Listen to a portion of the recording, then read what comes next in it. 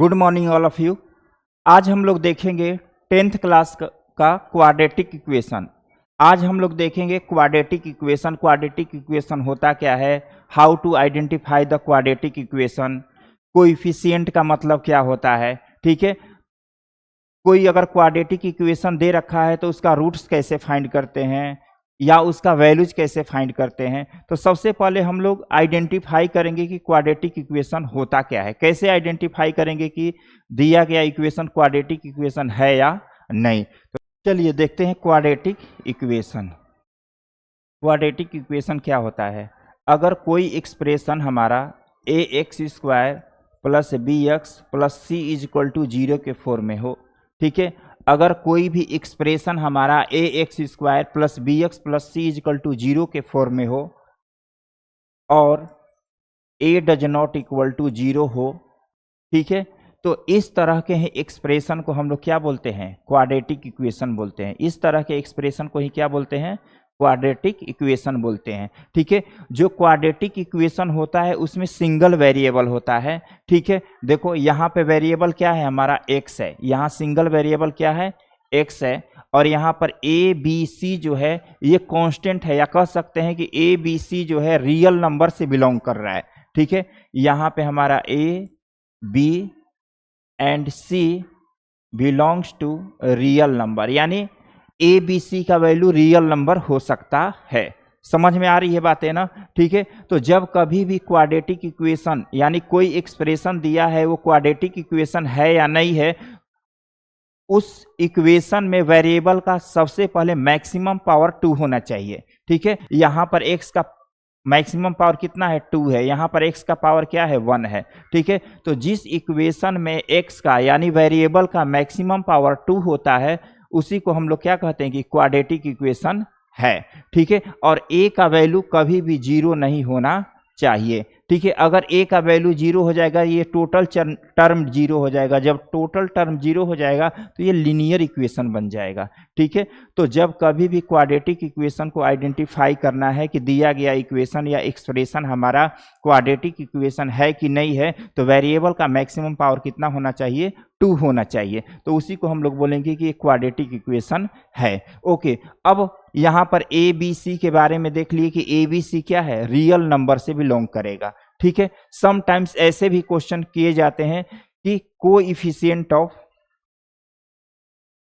यहां पे अगर कोई पूछे कोएफिशिएंट ऑफ एक्स स्क्वायर, यहां कोई पूछे कोएफिशिएंट ऑफ एक्स स्क्वायर यानी एक्स स्क्वायर का कोएफिशिएंट क्या होगा, तो यहां लिख सकते हैं ए। क्या लिखेंगे, ए लिखेंगे। ठीक है, उसी तरह से अगर यहां पर है coefficient of x, coefficient of x लिखेंगे तो यहाँ पे कोएफिशिएंट ऑफ एक्स कितना है, बी है। यहाँ कोएफिशिएंट ऑफ एक्स कितना है, बी है।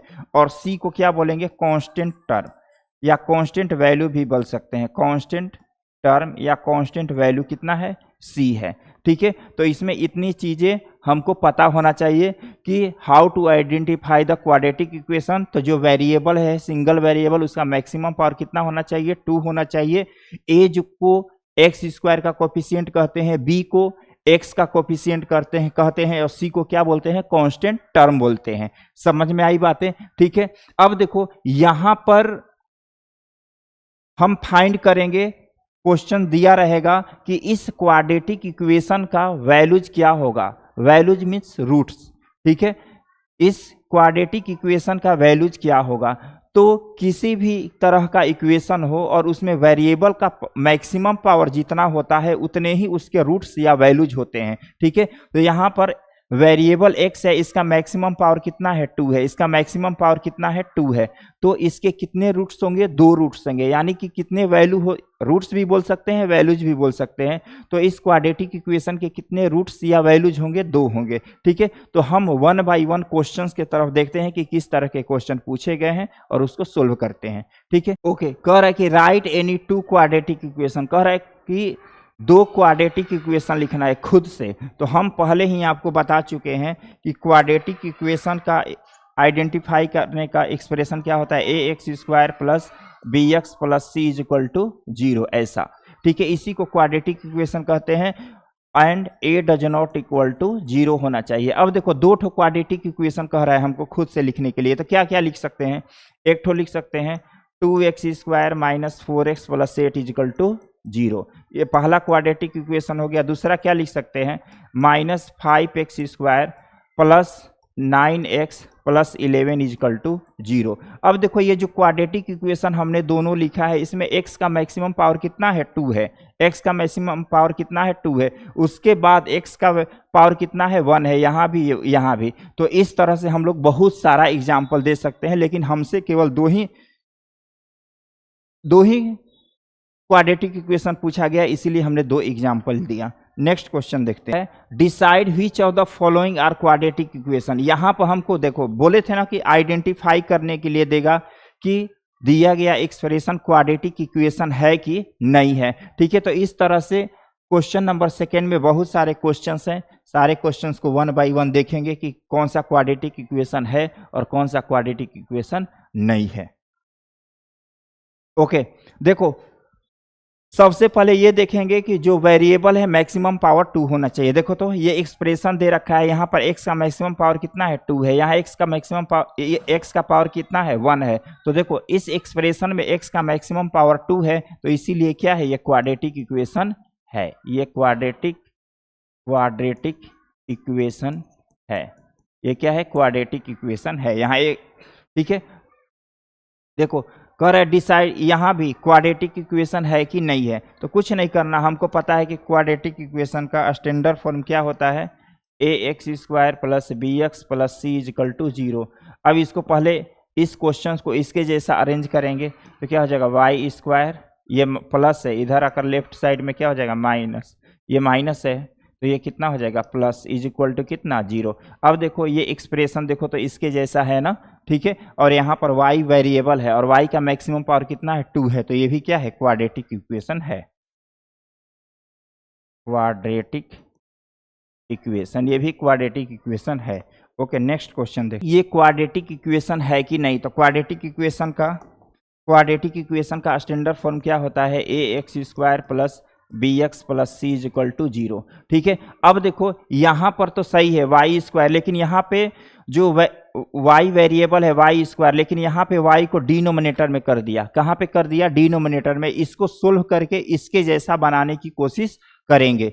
ठीक है, अब देखो यहाँ पे हम लोग क्या लिख सकते हैं? देखो तो ये दे रखा है y² अपॉन में 1 है, उसके बाद 1 अपॉन में y इज इक्वल टू 2। अब देखो इसको सोल्व करेंगे तो डिनोमिनेटर सेम करते हैं। डिनोमिनेटर को क्या करते हैं? सेम। यहाँ पे y है तो यहाँ पे 1 है, तो y लाने के लिए क्या करेंगे? न्यूमरेटर डिनोमिनेटर में y से मल्टीप्लाई कर दो, ऐसे ये हो जाएगा 1 by y is equal to 2। अब देखो ये कितना हो जाएगा? y³ अपॉन में कितना? y plus 1 by y is equal to 2। अब देखो डिनोमिनेटर दोनों का क्या है? सेम है। जब सेम है तो इसको 1 टाइम्स लिख देंगे और न्यूमरेटर को क्या कर देंगे? ऐड करके लिख देंगे। तो ये हो जाएगा y³ plus 1 is equal to कितना? 2। अब क्रॉस मल्टीप्लाई करेंगे, इसके अपॉन में 1 हिडन है, इसका मल्टीप्लाई इसके साथ, इसका मल्टीप्लाई इसके साथ, तो ये कितना हो जाएगा? y³ plus 1 is equal to कितना? 2y। अब ये कितना हो जाएगा? y³ minus 2y plus 1 is equal to कितना? 0। अब देखो तो जब हमने इस दिए गए इक्वेशन को सोल्व किया तो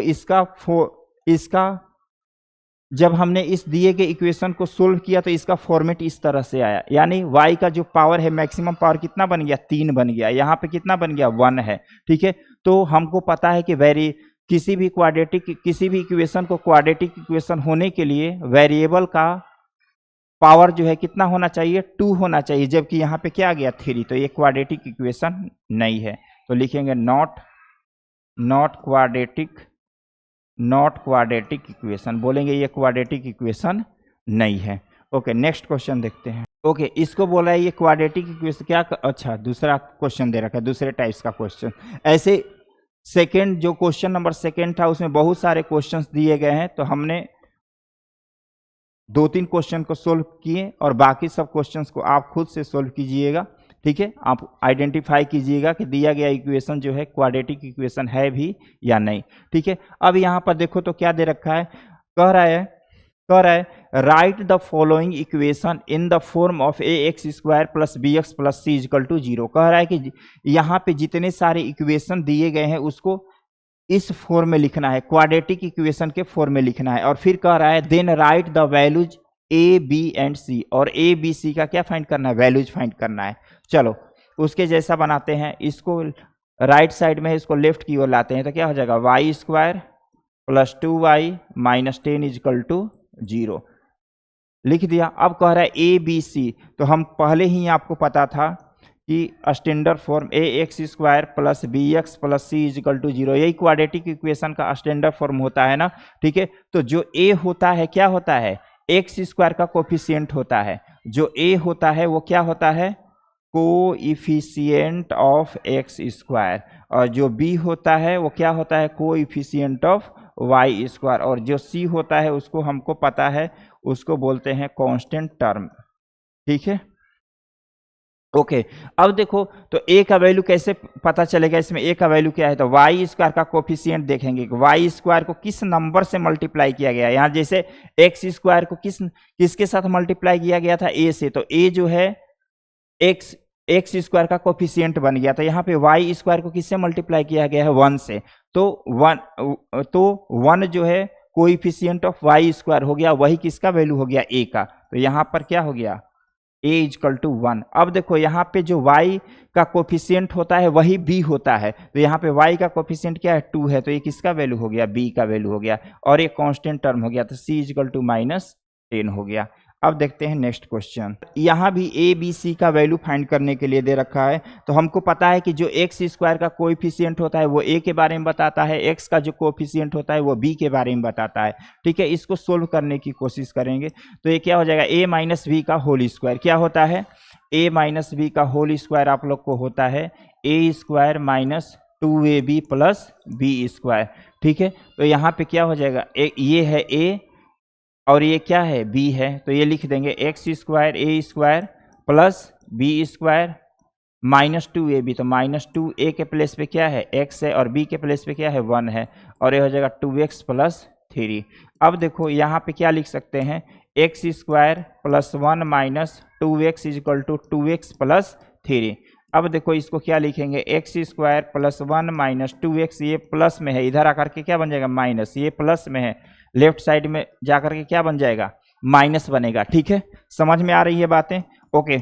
अब ये हो गया एक्स स्क्वायर, इसको सब्ट्रैक्ट करेंगे तो कितना हो जाएगा, -4x, और प्लस 1 माइनस 3 कितना, -2 इजक्ल टू 0 हो गया, ठीक है। तो ये बन गया हमारा क्या चीज, क्वाड्रेटिक इक्वेशन। अब देखो यहाँ से ए बी सी का वैल्यू फाइंड करना इजी हो गया। एक्स स्क्वायर का कोफिशिएंट क्या है, यहाँ पे 1 है, तो वो ए का वैल्यू बताता है। यहाँ पर एक्स का कोफिशिएंट क्या होता, एक्स का कोफिशिएंट क्या है, -4, तो ये किसका वैल्यू बताएगा, बी का, तो बी इजक्ल टू -4, और सी का वैल्यू कितना हो जाएगा, -2 हो जाएगा, ठीक है। इस तरह से हमने ये क्वेश्चन को सोल्व किया। नेक्स्ट क्वेश्चन, यहाँ पर इस दिए गए इक्वेशन को सबसे पहले स्टैंडर्ड फॉर्म में चेंज करेंगे, उसके बाद हम लोग ए बी और सी का वैल्यू बताएंगे, ठीक है। अब देखो यहाँ पे क्या दे रखा है, यहाँ दे रखा है एक्स स्क्वायर प्लस 5x, ये कितना हो जाएगा, -3 प्लस x। अब देखो ये हो जाएगा एक्स स्क्वायर प्लस 5x, ये प्लस में है, इधर आकर के माइनस, ये माइनस में, इधर आकर के क्या हो जाएगा, प्लस, ठीक है। ये हो जाएगा x square plus 4x plus 3 equal to कितना, 0। अब देखो एक्स स्क्वायर का कोफिशिएंट यहाँ पे क्या है, 1 है, ठीक है, तो वो किसका वैल्यू देगा, a का वैल्यू देगा, ठीक है। अब यहाँ पर x का कोफिशिएंट क्या है, 4 है, तो वो b का वैल्यू देगा। यहाँ पे कांस्टेंट टर्म क्या है, 3 है, तो ये c का वैल्यू देगा। इस तरह से हमने a b और c का वैल्यू फाइंड किया। अब देखो क्या करा, इस यहाँ पे क्या करें, determined whether the values given against each of the quadratic equation are the roots of the equation। कह रहा है कि बताना है कि ये जो x इजक्ल टू 1 दे रखा है और x इजक्ल टू -1 दे रखा है, क्या इसका रूट्स है, चेक करना है, ठीक है। Determined whether the values given against each of the quadratic equation are roots of the equation, ठीक है। x का 2 वैल्यू दे रखा है और चेक करना है कि क्या ये इसके रूट्स हो सकते हैं, क्या ये दिए गए क्वाड्रेटिक इक्वेशन का वैल्यूज हो सकते हैं, वही हमको बताना है, ठीक है। तो कैसे चेक करेंगे, यहां देखते हैं।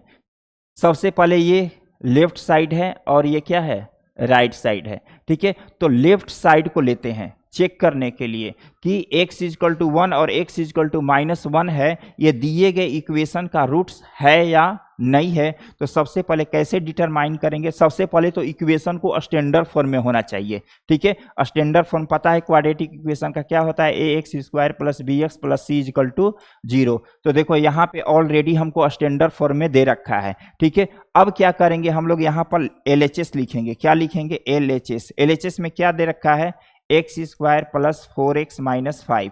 अब देखो यहाँ x का 2 वैल्यू दिया है, तो x के वैल्यू को 1 बाई 1 हम लोग लेफ्ट हैंड साइड में पुट करेंगे। ठीक है, x का वैल्यू एक बार क्या दिया रखा है, 1। अब देखो 1 पुट करेंगे, x का वैल्यू 1 है, 1 का स्क्वायर प्लस 4 इंटू 1 - 5। ये क्या हो जाएगा, 1 + 4 - 5। 4 + 1 कितना, 5 - 5 इजकल टू 0। ये किसके इक्वल आ गया, RHS के इक्वल आ गया। ठीक है, यानी कि जब हम दिया गया इक्वेशन स्टैंडर्ड फॉर्म में है और x का वैल्यू लेफ्ट हैंड साइड में हमने पुट किया, तो वो क्या किसका वैल्यू दे रहा है, राइट हैंड साइड का। तो इसका मतलब कह सकते हैं हम कि x इजकल टू 1 जो है दिए गए क्वाड्रेटिक इक्वेशन का क्या है, रूट्स है। ठीक है, अब देखो नेक्स्ट वैल्यूज x का रख करके चेक करते हैं क्या वो रूट्स है या नहीं। ठीक है, तो यहाँ पे अगेन लिखेंगे, अगेन लेफ्ट हैंड साइड क्या दे रखा है, x² + 4x - 5। ठीक है, ये लिखेंगे। अब देखो x का एक वैल्यू तो पुट कर चुके, अब दूसरा वैल्यू पुट कर रहे हैं। ठीक है, x का वैल्यू हमने माइनस पुट किया। ठीक है, तो ये क्या हो जाएगा, -1 का होल स्क्वायर प्लस 4 इंटू -1 - 5। ये कितना हो जाएगा, 1 प्लस माइनस और ये हो जाएगा -5।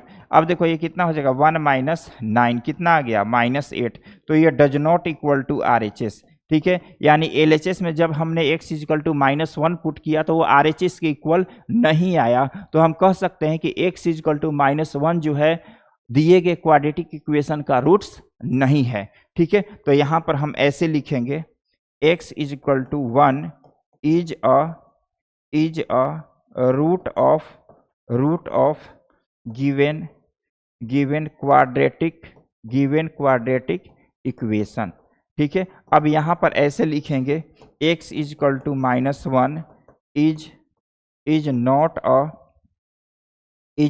अ root of given quadratic equation.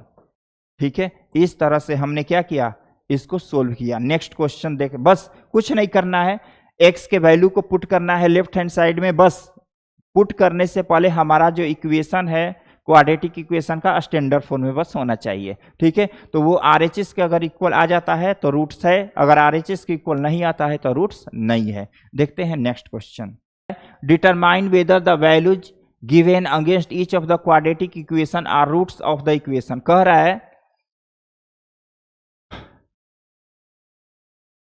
Okay, इसको भी चेक करना है कि जो m इजकल टू m का 2 वैल्यू दे रखा है, एक बार 2 दे रखा है, एक बार 5/2 दे रखा है। तो कह रहा है कि इस दिए गए क्वाड्रेटिक इक्वेशन का ये रूट्स होगा या नहीं होगा। ठीक है, तो स्टैंडर्ड फॉर्म में लिखा हुआ है। ठीक है, स्टैंडर्ड फॉर्म में जब कभी भी क्वाड्रेटिक इक्वेशन को लिखा जाता है तो उसका RHS टर्म हमेशा 0 होना चाहिए।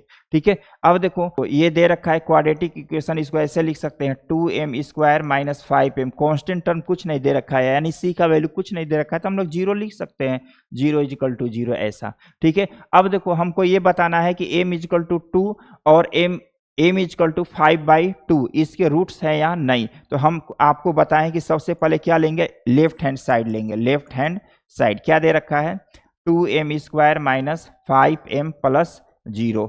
ठीक है, अब देखो m का वैल्यू कितना है, 2। m का वैल्यू क्या दे रखा है, m का वैल्यू दे रखा है 2। तो 2 का वैल्यू पुट करेंगे तो ये हो जाएगा 2 इंटू 2 का स्क्वायर -5 इंटू 2 + 0। ये कितना हो जाएगा, 2, और ये कितना हो जाएगा, 4 - 10। ठीक है, अब ये कितना हो जाएगा, 2 4 जा 8 और ये -10 कितना आ गया, -2। अब देखो लेफ्ट हैंड साइड में हमने m का वैल्यू पुट किया तो राइट हैंड साइड नहीं आया, ये does not equal to right hand side रहा। ठीक है, तो लिख सकते हैं hence m is equal to 2 is not a root of root of given quadratic equation hence m is equal to 2 is not a root of given quadratic equation. चलो अब इसको देखते हैं। यहाँ पे m इज इक्वल टू कितना है 5/2 है। LHS में पुट करते हैं LHS। अब देखो क्या दे रखा है 2m स्क्वायर माइनस 5m, यही दे रखा है ना 2m square minus 5m LHS। ठीक है, अब m का वैल्यू कितना पुट करेंगे 5/2, तो कितना हो जाएगा 2 इंटू 5/2 का होल स्क्वायर माइनस 5 इंटू 5/2, तो ये कितना हो जाएगा 2 इंटू 25/4 माइनस 25 कितना 2, 2 1 जा 2, 2 2 जा 4, यानी कि 25/2 माइनस 25/2 इजकल टू कितना 0। वैल्यूज कितना आ गए 0। तो हम कह सकते हैं कि m is equal to such that m is equal to 5/2 is a root of given quadratic equation. Next question देखते हैं। ओके, अब देखो नेक्स्ट क्वेश्चन क्या दे रखा है। नेक्स्ट क्वेश्चन देखो फाइंड द k, कह रहा है कि k का वैल्यू फाइंड करना है। किसका वैल्यू फाइंड करना है k का वैल्यू फाइंड करना है। और x इजकल टू 3 दे रखा है is a root of given quadratic equation. कह रहा है कि जो x इजकल टू 3 है ये दिए गए क्वाड्रेटिक इक्वेशन का क्या है रूट्स है। तो इसका मतलब ये हुआ कि जब इस वैल्यू को पुट करेंगे इसमें तो हमेशा किसके इक्वल आएगा 0 के इक्वल आएगा। ठीक है, चलो सोल्व करते हैं इसको। Since x is equal to 3 is a root of given quadratic equation kx square minus 10x plus 3 is equal to 0। तो अब इस वैल्यू को दिए गए इक्वेशन में पुट कर सकते हैं। तो ये क्या हो जाएगा k इंटू 3 का square minus 10 into 3 plus 3 is equal to 0। ये क्या हो जाएगा 9k हो जाएगा। ये कितना हो जाएगा माइनस 30 प्लस 3 इजकल टू 0। तो ये क्या हो जाएगा 9k, और उसके बाद ये कितना हो जाएगा माइनस 27 इजकल टू 0। तो ये हो जाएगा 9k इजकल टू 27। ठीक है, तो such that k is equal to 27 upon में 9, 9 1 जा 9, 9 3 जा 27, k का वैल्यू कितना आ गया 3। ठीक है, अब देखते हैं next question. One of the root of equation -7/5, यानी जो क्वाड्रेटिक इक्वेशन यहाँ दे रखा है इसका एक ठो रूट कितना है -7/5।